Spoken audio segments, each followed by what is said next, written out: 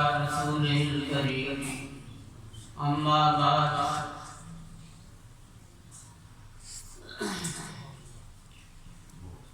جس قدر بھی عبادات ہیں ان میں بھی ہمارے لیے تربیت کا ایک تعلیم ہے۔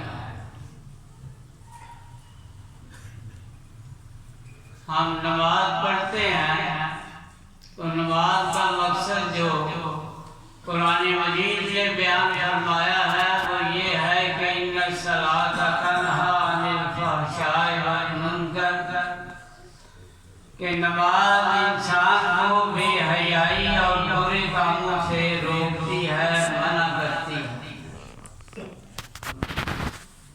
لیکن اکثریت تو وہ ہے جو نماز پڑھتے ہی نہیں، ان کے دل میں نماز کی اہمیت ہی نہیں، جبکہ اسلام کا نقطہ نگاہ یہ ہے کہ کفر اور اسلام میں فرق کرنے والی چیز یہ نماز ہے۔ اور جو شخص جو نماز پڑھتے ہیں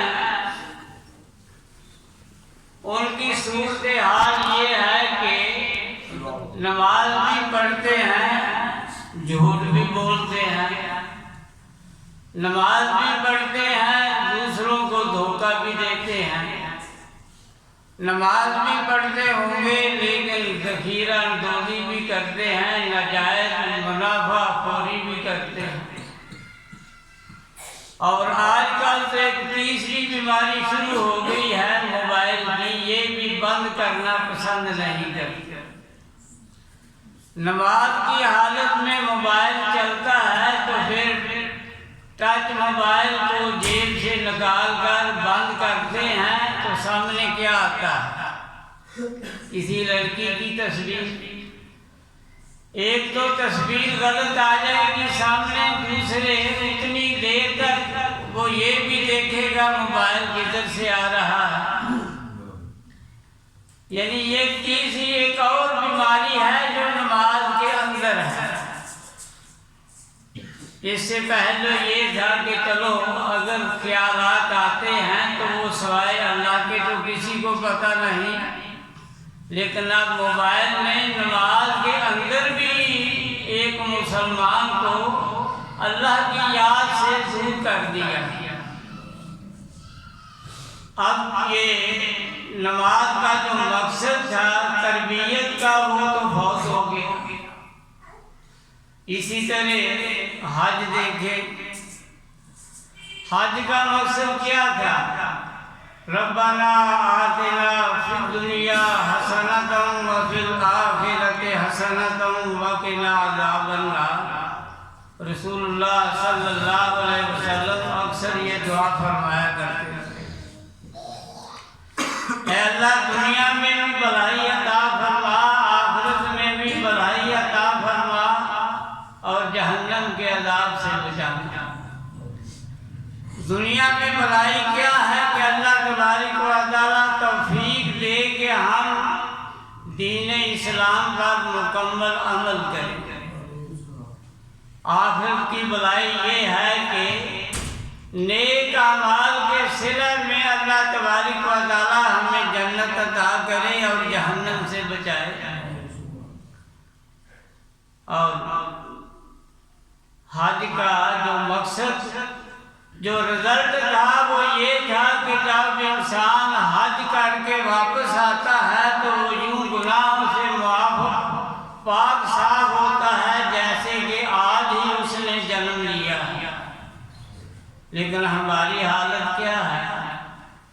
چاہیے تھا کہ بیت اللہ کا طواف کرتے تو ہمارے دل جو ہیں وہ توحید الہی سے روشن ہو جاتے۔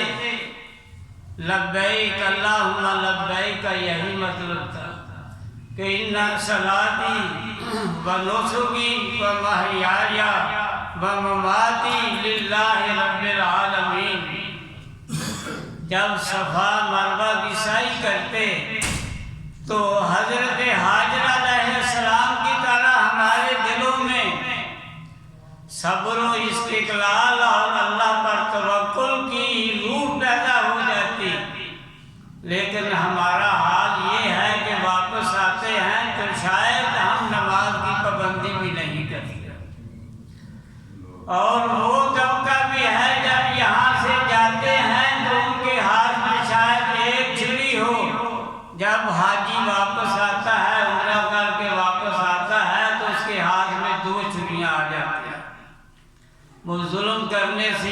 نہیں آتا۔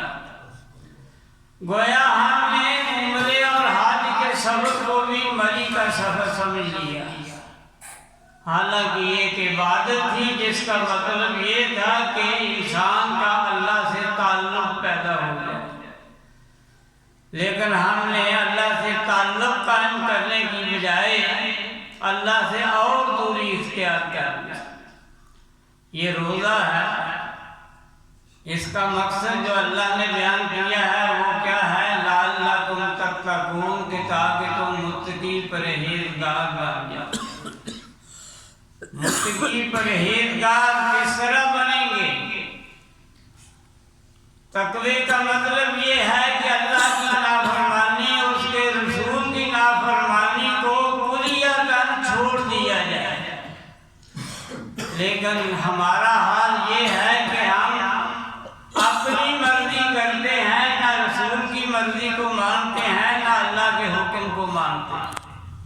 ہماری زبانیں ہمارے کنٹرول میں نہیں، حالانکہ نبی صلی اللہ علیہ وسلم نے فرمایا کہ من لم یدع قول الزور والعمل به فلیس للہ حاجۃ ان یدع طعامہ وشرابہ۔ جو آدمی اپنی زبان پر کنٹرول نہیں کرتا، اللہ تعالیٰ کو اس کے بھوکے اور پیاسے رہنے کی کوئی ضرورت نہیں۔ لیکن ہم شاید اول کا روزہ رکھتے ہی نہیں، اکثریت ان لوگوں کی بھی ہے، لیکن جو رکھتے ہیں شاید موبائل پر ہمارا ٹائم زیادہ گزرتا ہے، قرآن کے ساتھ ہماری کوئی دلچسپی نہیں۔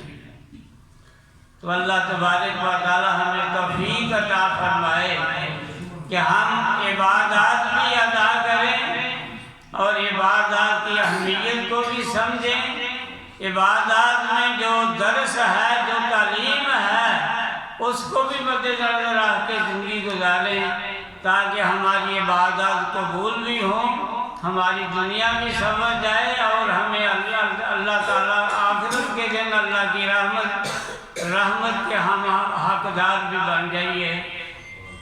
اللہ تعالیٰ عمل کی اور سمجھنے کی توفیق عطا فرمائے۔ وما علینا الا البلاغ۔